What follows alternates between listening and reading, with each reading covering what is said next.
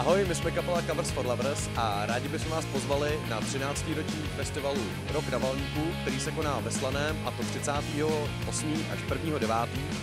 A kde to letos ve Slaném bude, ví Aleš. Tak to je pravda, já to vím velmi dobře, naprosto přesně. Letos to nebude v letním kině, jak jste zvyklí, ale na plochodrážním stadionu. A na jaký kapely se můžete těšit, to vám poví Mr. FIFA. Můžete se těšit na kapely Jiné Café, Horký Slíže, Propane, samozřejmě domácí totální nasazení a spousta dalších českých kapel. A když hrajou covers, to vám řekne Billy. Tak přátelé, já to vím úplně přesně.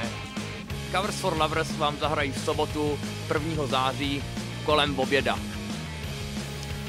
Covers for Lovers vás zvou na Rok na Valníku 2012.